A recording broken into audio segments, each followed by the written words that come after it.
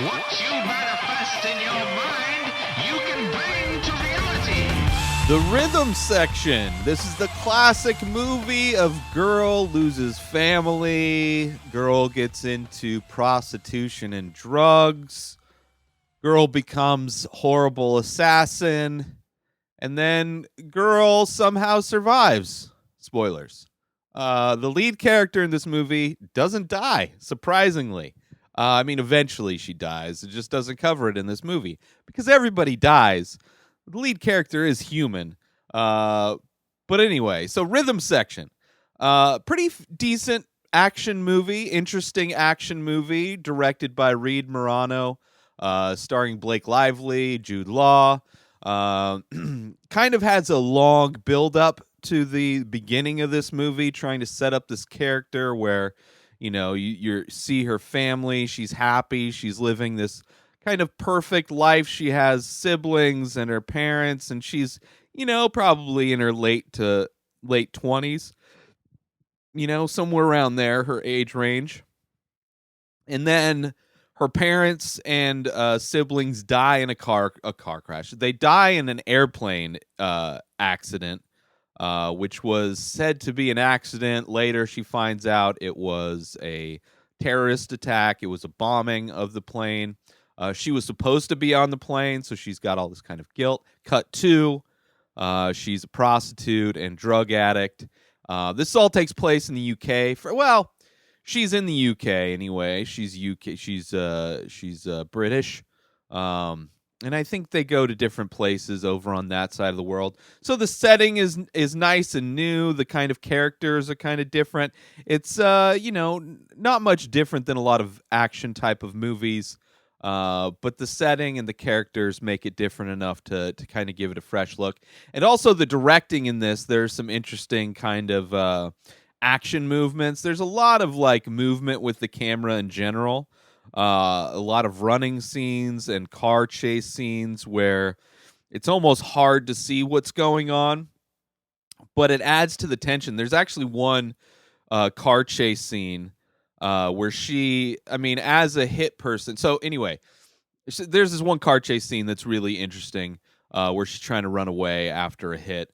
And the camera's kind of like, it's almost like you're in the passenger seat where it's like you're looking forward and then it pans over to her and then you see different stuff and then it looks behind and then it kind of keeps panning back and forth.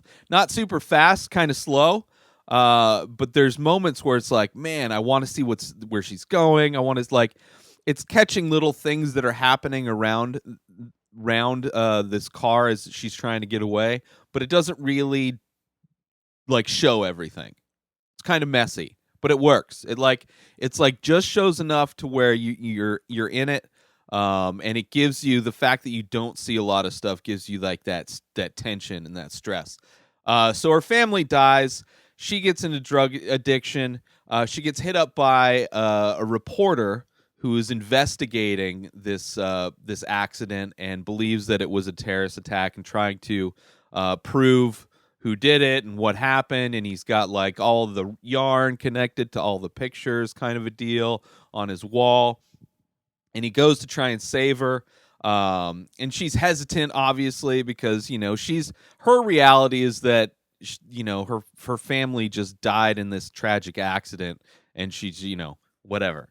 So she kind of starts the seed has been planted that it wasn't just a regular accident, and she's getting into trying to figure out what it is. And while she's doing it, pretty much immediately, this guy that's trying to help her dies. And then she's kind of on her own to try and figure things out. She tries to, she has an idea to go get a gun and to try to kill this guy because, when she's introduced to the reporter, he kind of lays out this is the guy that I think's responsible, and he's just walking around London. So she wants to get a gun and kill him. It doesn't go well, which is one of many sequences as she, later she gets, runs into a guy who's former MI6, but kind of did some shady stuff. You could tell this movie is based on a book because there's definitely interesting characters, but there's a lot of build up in the beginning part of this where before she becomes an assassin, which is interesting, but you could tell that there's a lot more missing that would have helped flesh out these characters a bit more than just kind of these offhand kind of character traits and character histories. Um, that's weird that keeps happening. But yeah, so she eventually, she's doing this kind of like, okay, she gets recruited by this rogue guy, and she's like, oh, you need to train me how to be an assassin because I want to kill this guy. And there's interesting fight scenes. This movie handles it in a way that a lot of movies don't. It's like somebody wants to be an assassin, and all they have, really in most movies, all you have to do to be like an elite assassin is to go buy a gun. Like most action movies, that's all you have to do.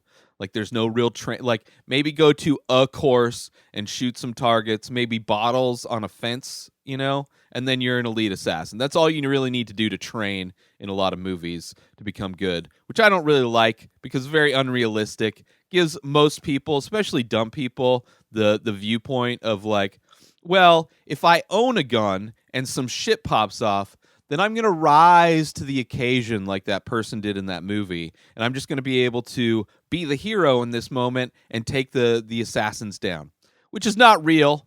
The reality of the situation is it takes a lot of training to be good at using a firearm in high pressure situations. And this movie kind of shows that.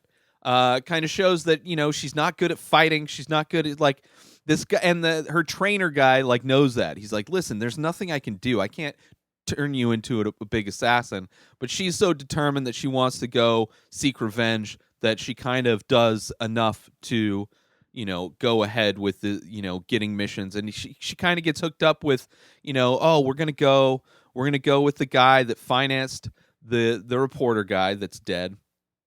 Whoever financed him's in it for the same reason she is, to try and find the truth. So she gets financing from that guy, and then it's like, okay, there's this other guy, and he's the information guy. You got to go to this information guy, and he's going to give you the information you need. So she does that, and it's just, she's horrible. She's just bad. I don't think she fucks up every kind of mission she's on. They do throw her into like this weird, like this relationship that happens where she's all of a sudden attracted to. There's this sexual tension apparently between her and the information guy, and they hook up, which that was like, okay, I have a feeling this is going to go bad, because it's like out of nowhere they're like, oh, by the way, they're really attracted to each other right now, and then there's kind of, they kiss, and then they cut to the next morning, kind of a scene. So she's horrible. All these missions where she's trying to go kill people and like the people that are involved, and then she finds out that things aren't that, like they're just using me, and like she finds out the real shit, and she has one kill, right? She has one successful kill towards the end. Like I don't think she actually kills anybody. She doesn't really save anything. There's a bomb. There's a scene where there's going to be another bomb attack on I forget where it's supposed to be, but it ends up on a bus, which is part of the trailer, which, spoilers, don't watch trailers, which I didn't watch any trailers leading up to this movie. I went in pretty fresh. I did know it was like an assassin-type movie, but other than that, I didn't see, which is nice, because I believe that the bus explosion's in the trailer. But yeah, that scene's kind of interesting, where there's like this girl being used to be a suicide bomber. And then she, she tracks him down onto this bus, and she gets like the handler and the suicide bomber, both are on this bus. She's trying to take out the handler, and it doesn't work out because nothing works out, because she's not really good at any of this shit. So yeah, I don't know. She's amazing. Blake Lively is an amazing lead in this. She's an amazing actress. I just felt like the writing was a little weak. I just felt like some of the action not as good as it could have been, but interesting action. It's just, I don't like. I think a lot was lost in the adaptation and the screenwriting, and I think maybe if that was tweaked, it could have been pretty interesting, because it's like definitely a sympathetic character, kind of an interesting take on where, kind of an assassin would come from. And it does leave it open for her to be like, continuing on in her assassinness. But it was okay. It was an okay movie. Had some issues, but definitely Blake Lively. Interested to see what she does next. Interested to see what Reed Morano does. She's great new addition to like action suspense kind of movies. Just the screenwriting probably is the biggest downfall. And Jude Law plays kind of her trainer guy. And it's good scenes, interesting scenes. But overall, disappointing movie. But that's it. That's all I got to say for Rhythm Section. Even the name of the movie, I mean, it's you find out why it's called the Rhythm Section, but your heartbeat is the rhythm section, and your breathing is the rhythm section, and your heartbeat's the bass. No, your breathing's the bass, and I don't know. It's a musical thing, which I'm sure is fleshed out more in the book. But that's it for the Rhythm Section. New episodes of The Ray Taylor Show come out every single day. Subscribe on IGTV, YouTube, and everywhere else podcasts are found. Go buy my artwork over at inspireddisorder.com and save 25% when you use coupon code RTS. Follow me on social media at Ray Taylor. Have a wonderful day, everybody. Peace out!